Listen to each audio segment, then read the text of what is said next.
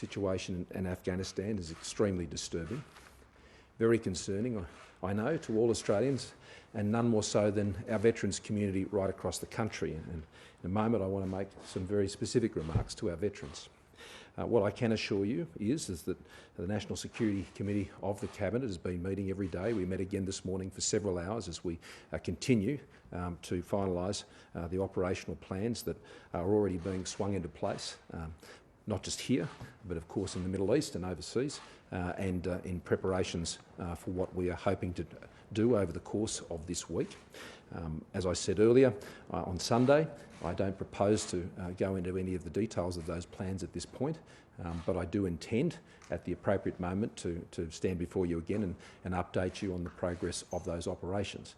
I want to thank all of those who have been working tirelessly to ensure that we can put these plans safely in place, to make sure that we can follow through, not just on the care that we provide to citizens in these situations, but of course the many Afghan nationals who will be making Australia their home. Already 430 Afghan nationals who've worked with Australia are already here in Australia with their families, and they've come here since April. Over the course of these many years, some 1,800 have come to Australia and are living here amongst us, and we're thankful for their support to us, and we are very pleased that they are making their home now here in Australia. There will be more that will be added to this number. There will be more that will be added to this number. Not just through the locally engaged program that we've been running with a great sense of urgency, particularly this year, but in addition through our humanitarian program more broadly, which has the capacity to ensure that we can also take people through those channels. In a very torrid situation like we have in Afghanistan at the moment, it is changing by the day, and we have to be also very mindful of those who are part of these operations for Australia. We need to be mindful of the environment they're entering. What we have seen, and of course in the last 24 hours, is in the city of Kabul itself, while there may have been some stability, it's all relative when you're talking about a place like Kabul at the moment, some stability, the situation at the airport still remains a very difficult and challenging environment. But our Defence Forces, as well as DFAT, our Home Affairs officials and others, our health officials, are working closely together, not just for what needs to be done in the Middle East, but what will need to be done back here in Australia. And I also want to thank states and territories with whom we've been engaging to ensure that when we're able to have people returning to Australia, that we have the quarantine facilities and the places ready to go for that to be supported. I've been in touch with some premiers about that, but in most cases I haven't had to be. The arrangements are already there. This is a national effort. This is a call right across the country to support these operations, and I want to thank everybody for the important work they've been doing. Can I, though, say a few quite specific words to our Veterans Committee, who I know will be feeling these events incredibly sensitively. To the men and women of our ADF and Australia's veterans, I know today is a day of sadness and reflection for our Afghanistan veterans. It's a time of deep and uncomfortable questioning, and that is only right. We shouldn't hide from it. The scenes from Kabul have been absolutely heartbreaking. It's a sobering day for everyone, and particularly those who have given so much over the past 20 years, and most notably those 41 who were lost. I know the overriding concern of the veterans I've spoken to has been for us to protect those who worked alongside us in Afghanistan, that worked alongside you. 1,800 have already been brought to Australia, 430 just since April of this year, and more will come.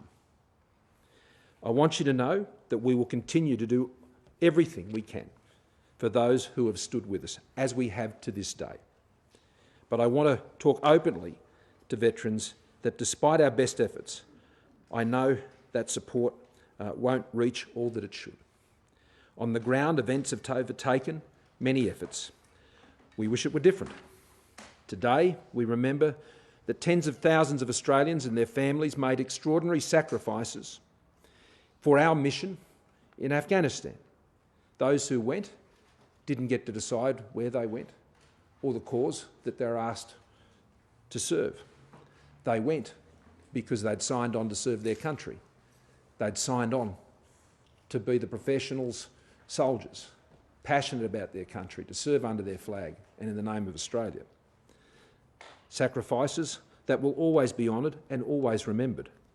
It was a mission that was about stopping a murderous ideology being exported around the world. For 2 decades, that ideology has been contained, as have the mass casualty attacks of those times. A generation of Taliban leadership was wiped out because of that violence, and time will tell if the lesson of that history has been learned. I know some veterans of the conflict are questioning these efforts. I understand that. I truly do. My answer, though, is the uniform you wear and have worn has always been about keeping Australia and Australians safe, serving under our flag, serving our values. There is no more decent and good purpose than being willing to serve the country that you love. It doesn't mean history's currents always run our way. I wish it did, but sadly it doesn't. But it doesn't matter which battle, which conflict, in where our uniform has been worn, we honour all who step up in our name. We honour the men and women who, in Andrew Hastie's words, run to the sound of the guns because that is what we ask of them. To them I say, you can be as proud as I am of you today as at any other time you put that uniform on, and the very first time you pulled that uniform on. You have served our country and in so many cases continue to. And I'm going to ask you to do one more thing for us and ourselves and yourself. And that is to please talk with people each and every day in the weeks and months ahead. To your comrades, to your fellow veterans, to your friends, to your families and to your counsellors. There are services that are available with people there who understand the circumstances of veterans and their families, including Open Arms on 1800 011 046. Talk to someone. Take up those services. It'll help you see through the fog of these very, very difficult times. The confusion, the uncertainty, the anger. It will make a difference because all Australians want you to know, not just your Prime Minister, that you are not alone. Tomorrow is Vietnam Veterans Day. And I want our Vietnam veterans who had their own difficulties in their times, as well as all of our veterans through all of our conflicts, also, as I know you do, reach out to your fellow Afghanistan veterans. And to all Australians I say, if you know a veteran, tell them, as I take every opportunity to do, to thank them for their service. Let them know that we're all grateful. Let them know that we're all proud, and we always will be. On to other matters. I want to say thank you to Australia. As we continue to battle the most difficult phase of the COVID-19 pandemic, I want to thank every single person who was pushing through. We are not going to give up. We are not going to give in. I know as each day, as you're there, particularly those who are at home, and you hear the news each day, and you hear the numbers, and you hear the challenges, I understand that that can be very disheartening, that it can get you down. But let's not give up. That's not our nature. Let's not give in to that. Let's continue to look forward. Sometimes you can only see the tunnel and not the light. But I want to tell you, the light is there. And every single day, you're helping us achieve that. Whether you're staying at home where you need to, or you're getting vaccinated, you're getting on the phone and ringing a friend and encouraging them over the course of the day, or whatever you're doing to help Australia get through this, you are creating that light at the end of this tunnel. And it's very important we focus on that, Australia. It's very easy to become overcome by the criticisms and the negativity and the numbers. But we must push through, and we shall. And there's good reason to believe that, because even though our challenges are great, and I've asked the Health Minister and CMO and Minister for Indigenous Australians to join us today to talk about a particular challenge we're having in Western New South Wales, we will overcome it. We've just had another near record day. of over 270,000 doses delivered in a single day. It's almost 200 doses every single minute. Just think about that. In the brief time I've been speaking here, hundreds and hundreds and hundreds of doses going through, getting us one step closer with every single dose. In the past 7 days, here in Australia, as a share of our population, it beats any 7-day period in the United Kingdom over their entire vaccination program. That's what you are achieving right now, Australia. That's what you're achieving, and taking us forward to the next phase as we look forward to those 70% and 80% vaccination rates being achieved. And the quiet achievers of this are the 8,000 and more GPs and pharmacists, the silent success that they're engaged in every single day. They are doing the overwhelming majority of the vaccine doses across the country. You'll see the images, no doubt, as you can, of the big clinics where people are coming in, but even more, quietly walking into suburban Main Street GPs, rural towns around the country, people going in quietly getting their jab from their GP and their pharmacists and getting this job done for Australia. Right now around the country, every state and territory has gone above 25% double dose, except Western Australia, and we look forward to that, achieving that in the time ahead. This week, 1 in 2 Australians will have received their first dose of that vaccine. And that's getting us closer and closer to that 70% and 80% every single day. So I want to encourage Australians. I know the news can sometimes get you down, but don't let it. We're never going to give in to this thing. We're never going to give up in fighting it. We will overcome the challenges. We will continue to stand with you. $3 billion has already been made available, $3 billion, just most recently, to the 1.3 million Australians who have access to that COVID disaster payment. We are standing with you today, just as we were last year, just as we brought back Australia from that COVID-19 recession and the terrible first and second waves, and we came back then, and we are going to come back again after this as we vaccinate the rest of the nation. Greg. Thanks very much to the PM, to Ken, to Paul Kelly, the Chief Medical Officer. Firstly, to echo the Prime Minister, thank you to all of the Australians who are stepping forward to arm themselves, to be vaccinated, to protect themselves, their friends, their families, their communities. This is happening, as the PM says, in record numbers. Yesterday, 279,465 Australians were vaccinated. We believe that's the highest number, not just during the COVID vaccination program, but at any point in Australia's history for vaccinations in a single day. That's now over 16.6 million vaccines that have been delivered in total. And importantly, we've passed the milestone of over 10 million eligible Australians that have had their first dose. And that's the number that's immensely important because it overwhelmingly leads to people having their second dose. And that's very heartening. And so to see that is a cause of thanks, but it's also a point to continue to urge Australians to come forward. But this week, we know that there are over 2 million vaccines in the field, and then there's the additional million from Europe, and I can give a brief update on that. The TGA has batch tested the first of the arrivals and approved it, and that's been released, and that's going to be distributed over the coming hours and days. And I think that will provide additional hope and help and support for people right around Australia, but particularly in New South Wales, particularly in Sydney, particularly in Western and southwestern Sydney. In addition to that, the second of those flights from Europe is over Australia and due to land this afternoon with the additional 450,000 doses, Prime Minister. So that's all, I think, real cause for hope. Now, in terms of other elements, with regards to the response to the outbreak in Western New South Wales, and Ken and Professor Kelly will give additional detail. The Commonwealth is working very closely with New South Wales. I particularly want to thank New South Wales Health. There's a joint operations team led by Health at Commonwealth with the support of Emergency Management Australia and led by New South Wales Health. As a consequence of that, we will be dispatching 5 ADF vaccination teams.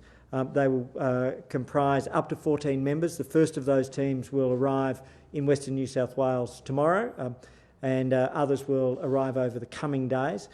These teams will be made of up to 14 members, as I've mentioned, which will include medics, nurses, logisticians, a clinical lead, and they'll be hubbed out of Dubbo and they will work across the area. They'll support vaccination, but where swabbing or other activities are required, they're highly mobile, highly flexible, highly trained. In addition to that, the first AUSMAT team is expected to be dispatched within 48 hours. Professor Len Nataris, the head of the National Critical Care and Trauma Response Centre, is pulling those teams together from around the country, and the first of those teams will be dispatched in the next 48 hours, and that will be up to 5 teams over the course of the coming week. They will carry out a similar role, but in particular provide clinical support.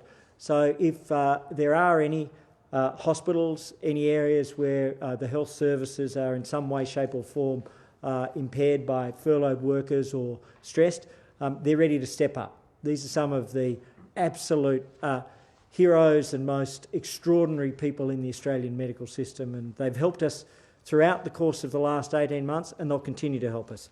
The Royal Flying Doctor Service is providing additional services right across Walgett, Dubbo, Bourke. They're providing vaccine support in small communities. Supplies have included an additional 9,480 vaccines, but if more is required, more will be provided. Testing equipment is in place, additional point-of-care testing across Walgett and Bourke, across general practice respiratory clinics right through the course of Western New South Wales. And then finally, there's masks which have been made available in conjunction with New South Wales. 10,000 masks have been provided in these areas. If more is needed, more will be provided. But I do want to thank the Indigenous community, and they have been extraordinary. There are challenges, but they've shown an immense amount of spirit, but nobody's better placed to talk about that than Ken. Thank you, Ken. Thank you very much, Greg. Thank you, PM. Can I say I'm really pleased with the vaccination rates. At 30%, that's 169,000 Indigenous Australians have had their first vaccine. Another 15% have had both their doses, 69,000. But what is coming out and becoming very evident is our communities know the challenges, and already leadership is stepping up. And we're seeing straight talking happening, what it means. They're cutting through what they're seeing through media, and they're saying, stay at home, wash your hands. Whilst we have cultural considerations, they're making sure that they distance. And whilst the numbers are increasing, they remain optimistic that they will arrest it. And I was impressed with some of the local messages that are coming out from elders and leaders at the community level. You would have seen Riverbank Frank Doolan do a superb message about why it's important that you look after each other, why it's important that you take care and lean in and give the support. But the community-controlled health sector, in working with all of the coordinating structures that we've put in place, are making inroads into protecting people, giving key messages, but making sure that the vaccines are available, and the Commonwealth, the state and the community are working hand in hand. Pat Turner and I have both committed to working very closely together to make sure that we protect people. In the Northern Territory, the land councils have put into place the permit system, and nobody is allowed into those communities. Our leadership has been very strong at every level where there is a concern, and they've not waited for governments to tell them. They have, of their own initiative, said that we want to protect our elders. The young ones also are joining in by saying we need to keep our knowledge keepers. So the strength of our community in all of these initiatives has been tremendous. It'll continue to be there, even though we may face challenges in some areas. They will make sure that we have the level of impact to reduce the spread of COVID within our communities. But they've risen to the challenge, and they are doing a superb job. And can I congratulate Pat Turner and Lieutenant General Fruin and Paul for the letter that they've sent to every GP in this country, asking that they give their attention to the needs of Indigenous Australians who require to be vaccinated so that we protect them and protect them into the future so that they can live long lives and we continue with our culture and our history and our place in Australian society. Thank you. Paul.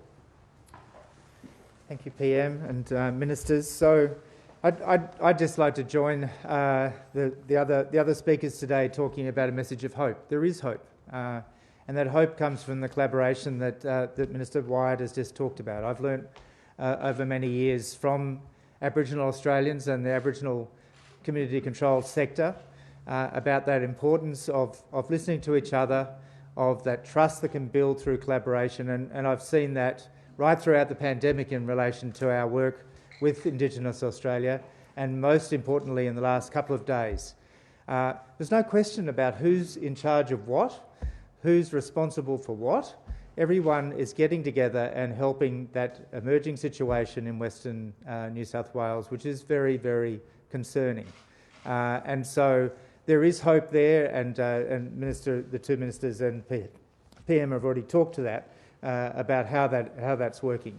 That collaborative spirit has been a key component all the way through, not only throughout the medical profession, in the public health profession, in the Australian Health Protection Committee that I chair, who has met every single day for the last 3 months to talk through these things to see how we can work together, and my great appreciation to them. But the key part of the hope is the vaccination program. I know we've talked about that many times before. There are many other things we need to do, but vaccine can be part of the solution. And mask wearing. I just remembered I'm still wearing my mask. I'll take that off. I've become used to it. So I just want to just very, very briefly mention the data from New South Wales. We had a look just in the last 24 hours about the vaccination status of the current outbreak in New South Wales. So this is based on information we have from not all of the cases, but from almost 6,000 of them. So we have information for 74% of the cases, which is just under 6,000. So where it's known, only 1% of cases were fully vaccinated. That is, 99% of the cases we've seen have not been vaccinated. Vaccination is the key. That's our hope. 3% were partially vaccinated and 4% were diagnosed within 3 weeks of receiving a single vaccination. The key message here is go and get vaccinated, particularly if you're in the older age group, but as Minister Wyatt has mentioned. But everyone, vaccination is available right now in many places very close to you. As importantly, no fully vaccinated cases have required admission to ICU. So that severe end of the spectrum, we've talked about the protection that a vaccination gives against severe illness. Not a single person that has been admitted to ICU has been vaccinated. And there's only been one death, unfortunately, that gentleman aged 91 years was fully vaccinated. I believe it might be 2 now, but there's very few of the cases that have been diagnosed have been fully vaccinated and died. And so it is a protection. It is hope. It's our way out of this crisis. And so please do not hesitate and go and get vaccinated. Make that appointment today. Mark? On Sunday you said as a matter of principle, Australia will always fight for freedom. With the Taliban in control of Kabul, at least one of them boasting about being a former inhabitant of Guantanamo Bay, how do you tell a young girl in Afghanistan today, maybe a girl as young as your daughters, that this is what freedom looks like? Australians have been there for 20 years. And for 20 years, we've been able to seek to protect a generation. Australia doesn't act alone in these efforts. And the sad truth is that with the decisions that have been taken, that is not something that Australia can continue to do. Australia has exerted every effort to help the people of Afghanistan over these last 20 years. We have lost 41 of our own in that great cause. And I can say that Australia has done all within its power, all within her power, to provide safety for the people of Afghanistan. And what we see now is heartbreaking. Prime Minister, you've admitted that support won't reach all that it should. You said you wish it were different. Could the situation not have been different? We've had former soldiers warning for weeks now that military evacuation was needed. Why weren't those calls heeded to back then when we were getting those warnings? Well, 430 people have been resettled and they're in Australia right now. Now, that process did not happen overnight. That's just since April. There are many months involved in both going through the appropriate processes of identifying people, looking at what they've been able to do with us, going through medical checks, doing all of those necessary things that Australians would expect of their government to do in any such program. 1,800 have gone through that process over the course of our government. Living here in Australia now, our embassy was closed in May of this year. I remember some were critical of the government for doing that. We were getting people out from May. So I would say that our government has been moving steadily now over quite a period of time to bring as many people out as we possibly can, and the job is not yet done. The job is not yet done. Now, in any circumstance, it's impossible to give 100% guarantees. That's all I was referring to. On visas, Prime Minister, can I ask you a question on visas, and in particular temporary visas? Maurice Payne was very careful on radio this morning to say no Afghan visa holder will be asked to return to Afghanistan at this stage.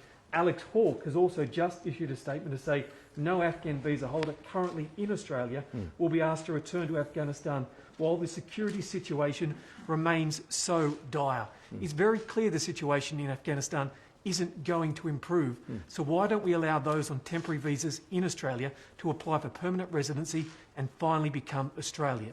We have no plans to be returning people back to those places where there's such terrible, terrible unrest, and they'll be able to remain here under those circumstances, under the visas they're currently on. That's the question. Prior to your predecessor, well, one of your predecessors, actually, it's been a few, Tony Abbott, in 2015.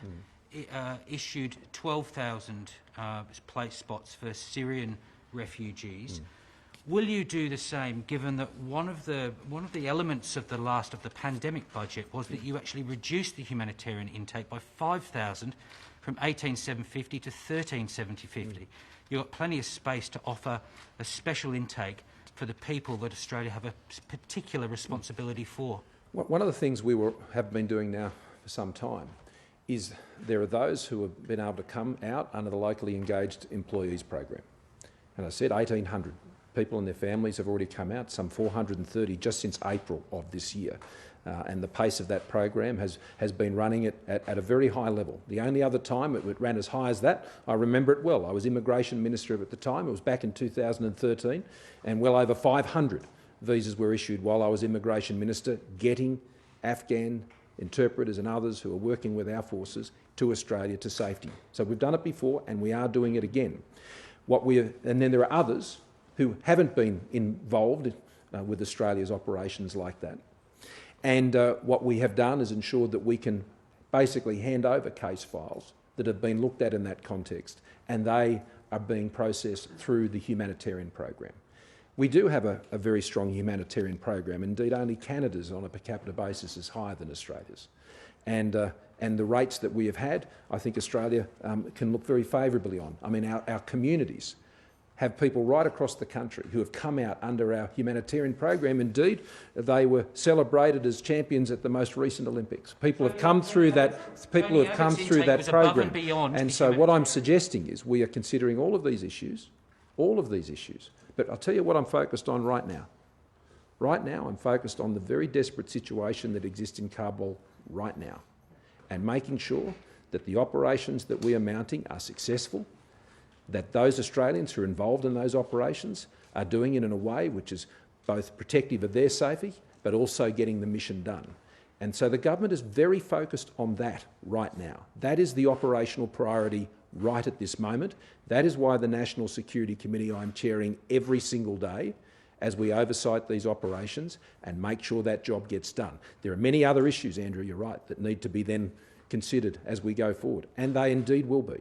But right now, we're looking to make sure those operations are accessed. Chris, we don't have time for a lot of questions today, but I'm happy to take a couple more. That you'll be able to get any planes in and get anyone out. Sorry, can you start again, What Chris? optimism do you have that you'll be able to get any planes in and get anyone out? Well, you know me, I'm always optimistic. I'm probably one of the most optimistic people you know, Chris. But what I am also doing is ensuring that we're doing this very carefully on the basis of the most current information we have from the field. And that's why we're reviewing these matters so regularly. And but I do remain optimistic about those operations. That's why we continue to authorise and proceed with our plans to ensure we can get done what we hope to get done in the days ahead. Matt, you were saying you were aware of this deteriorating situation in Afghanistan since May. We closed the embassy at that time. Yep. So why did it take up until now, mid-August, to send these 250 personnel? And can you rule out that any of them that have been sent are in any way connected to the Brereton inquiry? Well, I firstly respond by saying that the suggestion I find a bit extraordinary in the circumstances. These are 250 Australians answering the call of their government to go and help Australians in need, and you're questioning their integrity. I find that quite surprising. They're going there to help their fellow Australians and to help Afghans, citizens who will be coming to live here in Australia. They're going to do their service in our uniform and in our name. I respect it. And I would ask others to respect it also and not to cast slurs against their integrity. The second point I'd make is this. They have been asked to go there under this operation to support the mission we're currently engaged in. And that mission involves a situation on the ground in Kabul, which is very distressing, very fluid. And of course, should we need Australians to be going in to support the efforts of our mission in the days ahead, then of course we have that option available to us by people being pre-positioned. But I thank them for their service. Thank you to those 250 that have left from Townsville. I want to thank their families as they farewelled them off to that service. And I can assure you, I honour each and every single one of you. Prime Minister, you've mentioned the importance of the 70 and 80% targets under Doherty. How important is it going to be for the states to ensure no regions actually fall short of that 70 or 80%? Because you could see areas much higher. You could end up with a state with one level, but vastly different rates across different regions. Oh, look, I think that's a fair assessment, and that's why the disaggregated data we're increasingly releasing for that purpose, so we can know where to greater focus our efforts, and states and territories know where they can greater focus their efforts, even when you go across the country. I mean, right now, if I go around the country and look what everybody is achieving, I mean, Tasmania continues to be leading the way. And good on to those in Tasmania, together with the ACT and the Northern Territory. New South Wales is also moving into that category now, well over 50% now who have had their first dose. So it is important that the national vaccination program works right across the country. And as we move into those 70 and 80% phases, I was very clear, as was I think the Chief Medical Officer at the time, that where communities in particular remain vulnerable because of lower vaccination rates, then we will have to be more careful in those places, and we will need to know those sensitivities. But for the broad majority of the population, then the broader vaccination rates will be more prevailing, I think, in those circumstances. And even when we look across metropolitan areas, and this is why we've been able to push over 500,000 doses into Sydney in particular to deal with those 20 to 39 age groups. I've got to say I am encouraged by the fact that when I stood up at the end of June and encouraged those under 60 to really consider going out and getting that AstraZeneca vaccine, you know, more than 500,000 people aged under 60 have now done that. Thank you. Thank you for doing that. Thank you for having the conversations with your GPs. Thank you for having the conversations with your families. Thank you for taking those decisions. I really appreciate it. Got time for one more. Claire. Claire. Federal Parliament. Claire. Thank you. The New South Wales government has released data today showing that the vaccination rate in Dubbo and large parts of Western New South Wales are only between 10 and 19% fully vaccinated. How is it possible that these regions with such a high concentration of priority recipients are so far behind, and has this put them in a worse place to now battle these outbreaks of virus? And I'd like to hear Minister Wyatt as well. I'll let the Chief Medical Officer respond to that one. It is challenging in different populations to have higher rates of vaccination. Some communities are more challenging their remoteness and many other issues play into that. And of course we want those vaccination rates to be as high as they possibly can, and the Minister has already commented on all the things we're doing to try and achieve that, and the support we're getting from communities. And we just continue to seek to encourage those communities to work with us in those efforts. But it is concerning to us what's happening in Western New South Wales. Of course it is. Of course it is. And that's why the additional resources and efforts and doses and masks and AUSMAT teams and all of this are being provided to ensure that we can address that situation. We do see it as a serious situation, and we're moving quickly to work with the New South Wales government to address it. But Paul? Minister Hunt had mentioned many of the things that are being now done to address that issue. Rather than looking backwards, let's look forwards. Let's look what's happened in the last few days. Extraordinary efforts. Literally thousands of vaccinations happening in places as far-flung as Walgett and Burke and Berowra and many other places in Western New South Wales. And this is a huge collaborative effort between the Royal Flying Doctor Service, the local Aboriginal Medical Services, New South Wales Health, Commonwealth, and from tomorrow the ADF resources, and from later in the week the AUSMAT resources. But Minister Wyatt may talk to the community element. I guess why should we look back? Why shouldn't those people who've been eligible since March have had more of an opportunity proactively to get the vaccine? Part of it's choice. Some people have made choices because they have become fearful of adverse effects, but they are now focusing on getting vaccinated. That's why the vaccination rates have increased substantially. And we're seeing this right across the country. Warnham community, 80% are now vaccinated. Palm Island, the figures are extremely high, 1,770. Torres Strait Islander regional area. People are now believing that it is time for them to take the proactive action. And the elders and the leaders are ensuring that the straight messages, straight talking is now part of what community are hearing. But shouldn't you have been more proactive before, because we knew these people were so vulnerable? They were at the front of the queue. Surely the messages should have been got out strongly before. Michelle, the messages were going out through Aboriginal media. They were about the importance of becoming vaccinated. They were important about keeping families safe and mobs safe and communities safe. But in some places, they thought that they would be fairly distant from what was happening in capital cities. There is now a realisation that this virus can travel anywhere because of the movement of people. Most communities don't have the volume coming through, so there is that sense of secureness within their remote communities. This has now changed, and it's a game changer, and that's why we're seeing the stepping up. And let me say that the Aboriginal community-controlled health services, working in coordination with all of the other layers of support that are going in, are now availing themselves of vaccines, and they are availing themselves of other services, such as mental health services and whatever else is needed to protect them and their families. Just quickly on Parliament before I leave, I mean, no decision has been taken other than that Parliament would normally proceed next Monday, and we continue to work through those issues with the Chief Medical Officer and the Chief Health Officer here. A quorum of members of Parliament actually remain here in Canberra. They've been here during the lockdown, so there won't be an issue in terms of there being enough members to be able to sit in a Parliament next week if that's indeed what we progress with. And so we'll continue to work through those issues, and when we've made a decision, we'll advise accordingly. Thank you, everyone.